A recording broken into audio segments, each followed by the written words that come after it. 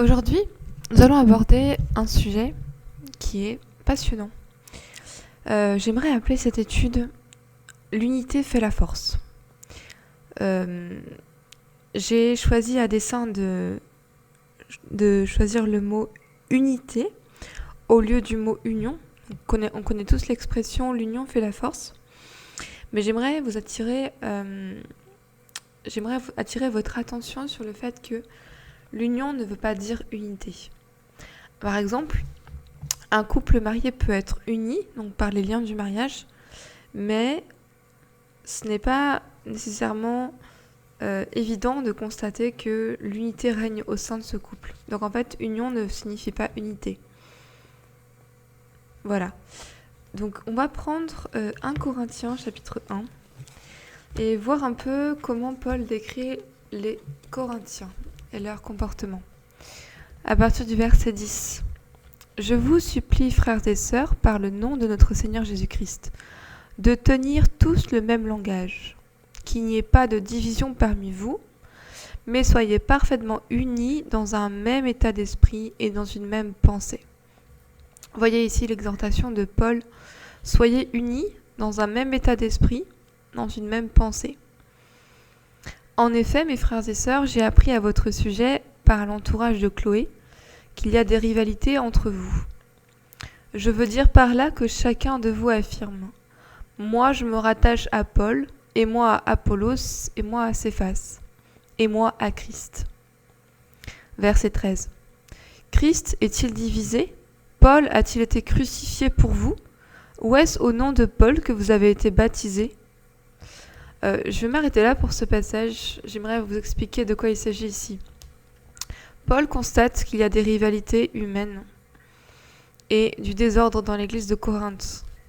Et il s'adresse à eux en leur expliquant, par toujours sa rhétorique très particulière, il dit qu'en fait, on doit suivre Christ et non pas un homme ou une femme de Dieu. On doit suivre la parole de Dieu et non pas un prédicateur.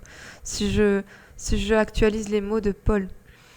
Par exemple, là, il s'agit, on a Paul, on a Apollos, on a Céphas, donc on a plusieurs personnes qui prêchent tous le message de Christ. Mais en l'occurrence, les Corinthiens sont divisés. L'un se rattache à Paul, l'autre à Apollos, l'autre à Céphas. Et là, Paul nous rappelle qu'il s'agit de s'attacher uniquement à Christ et d'être unis dans une même pensée et un même état d'esprit. Et il n'y a que de cette manière que nous pouvons être efficaces. Donc on va vraiment poser comme base de cette étude que une des stratégies de Satan, c'est de semer la zizanie, la discorde.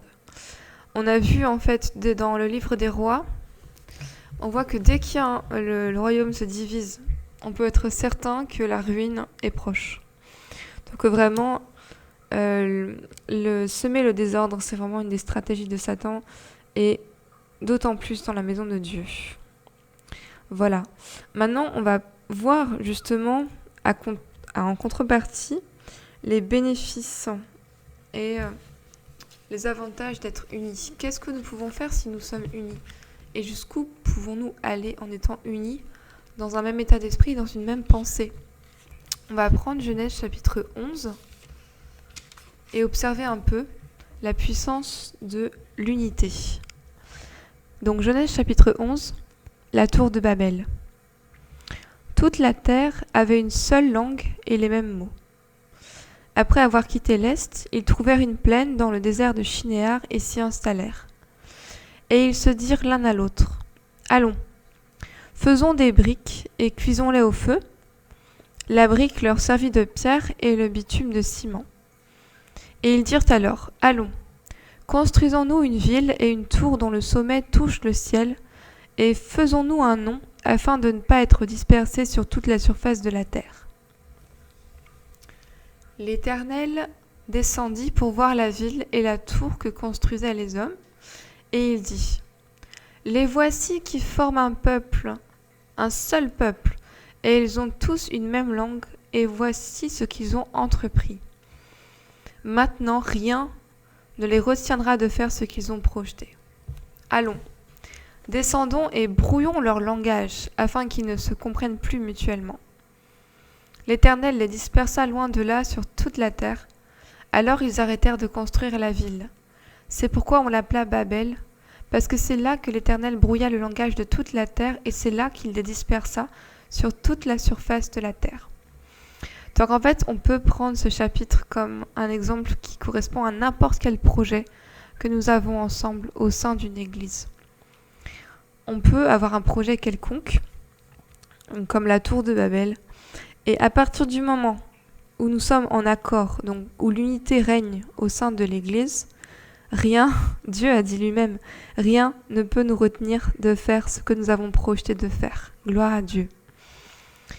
Et à partir du moment où nous ne nous comprenons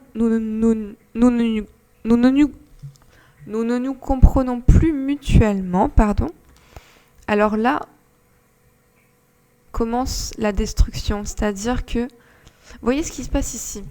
L'Éternel descend et il dit « Allons, descendons de là, brouillons leur langage afin qu'ils ne se comprennent plus mutuellement. » Vous voyez la stratégie.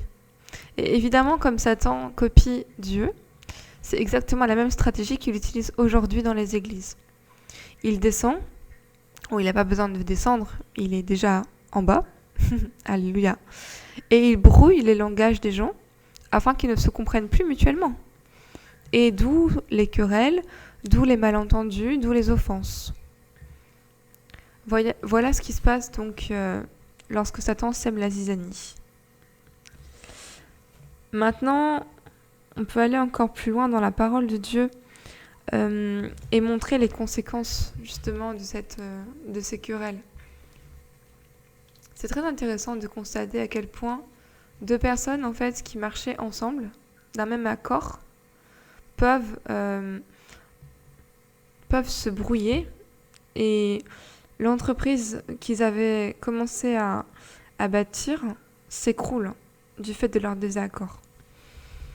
D'ailleurs, dans le livre d'Ecclésiaste, on va prendre chapitre 4. La parole est très claire sur la puissance de l'unité. Écoutez bien ce qu'il dit. Ecclésiaste 4, verset 9.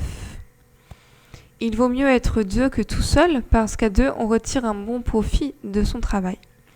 En effet, en cas de chute, l'un relève son compagnon, mais malheur à celui qui est seul et qui tombe sans avoir de proche pour le relever. De même, si deux personnes dorment ensemble, elles auront chaud, mais celui qui est seul, comment aura-t-il chaud ? Écoutez bien verset 12. Si quelqu'un peut l'emporter contre un seul homme, à deux on peut lui résister. La corde à 3 fils ne se coupe pas facilement. J'aimerais qu'on s'arrête à la dernière partie de ce verset 12. La corde à 3 fils ne se coupe pas facilement. C'est vraiment intéressant. On a l'image en fait d'une corde. Vous imaginez qu'une assemblée, en fait, ça peut être semblable à une corde, avec par exemple 2000 fils. Et il est impossible pour Satan et ses corps de l'enfer de se dresser contre cette corde. C'est vraiment impossible.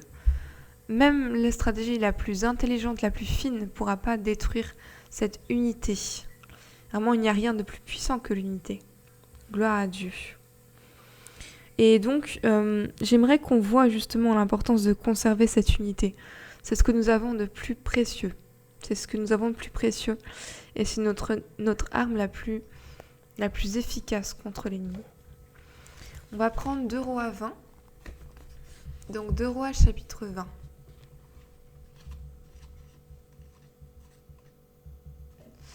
Pour voir un peu les conséquences. Donc dans 2 Rois 20, on a le récit de la victoire glorieuse du roi Josaphat. Et j'aimerais qu'on voit... Ah non, nous sommes dans 2 Chroniques 20. 2 Chroniques 20. Et non pas 2 Rois 20. Donc la victoire de Josaphat. J'aimerais qu'on voit un peu comment est-ce que les ennemis ont été vaincus. On va voir donc... Voilà. Verset 22. Au moment où l'on commençait les chants et les louanges, l'Éternel plaça une embuscade contre les Ammonites, les Moabites et les habitants de la région montagneuse de Séhir.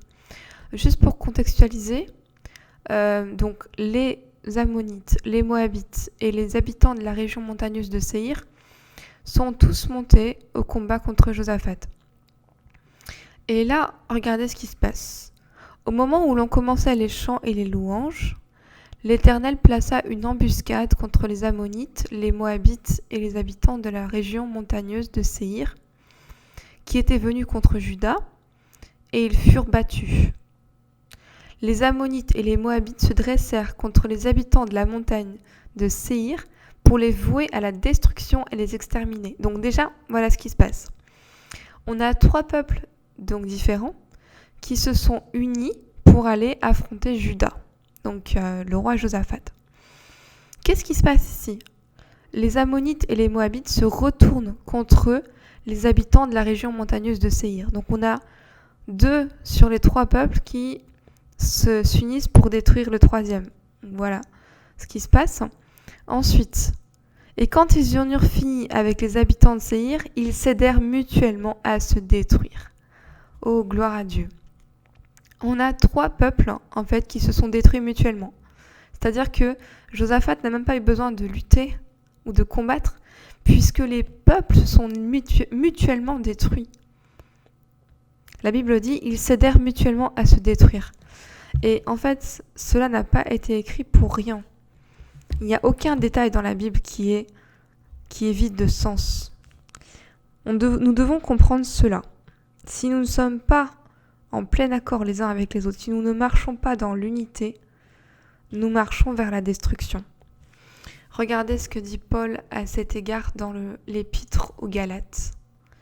Il dit, écoutez bien ce qu'il dit, c'est vraiment intéressant et on doit le prendre au sérieux. Verset 13, chapitre 5 de Galates. Frères et sœurs, vous avez été appelés à la liberté. Seulement, ne faites pas de cette liberté un prétexte pour vivre selon la chair, mais rendez-vous par la charité serviteurs les uns des autres. Car toute la loi est accomplie dans une seule parole, dans celle-ci, tu aimeras ton prochain comme toi-même.